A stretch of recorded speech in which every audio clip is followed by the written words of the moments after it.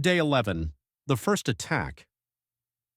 The zombies came in waves, scratching and pounding on the barricades Jay had set up. He knew they couldn't get in, yet, but the constant noise was wearing on his nerves. Just before dawn, a few stray zombies managed to push through the backyard fence. He took them down with the crowbar, his heart pounding as he realized how fast and brutal this new world was going to be. Day 12. Scavenging mission. With supplies running low, Jay knew he'd have to venture outside soon.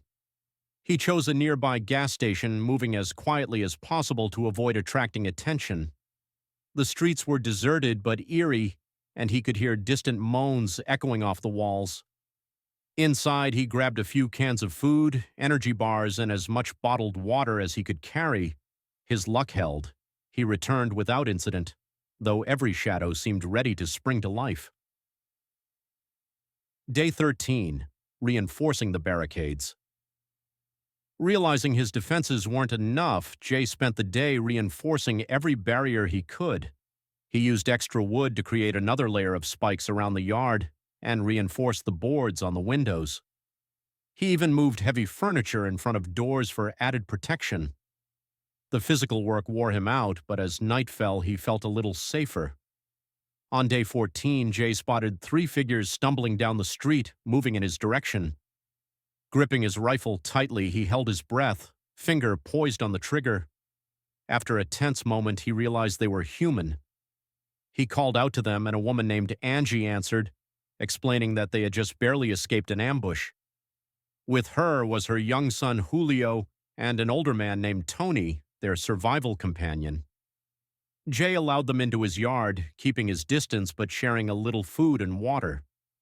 Angie, exhausted and wary, offered him tips on shelter locations and makeshift weaponry, while Julio, barely 10, clung to his mother's side, eyes wide and fearful. Day 15. The ambush. That night, as they huddled in silence, the barricades trembled. Zombies were closing in. This time it was more than a handful. The groans and shuffling of the dead surrounded the house, and soon they broke through the backyard fence. Jay, Angie, Tony, and Julio scrambled into action, fighting off the zombies with everything they had. Tony was the first to go. A zombie grabbed him from behind, and in an instant he was overwhelmed. His screams echoed through the night as he was dragged down. Jay fought furiously, swinging his crowbar until his arms burned, but the undead kept coming.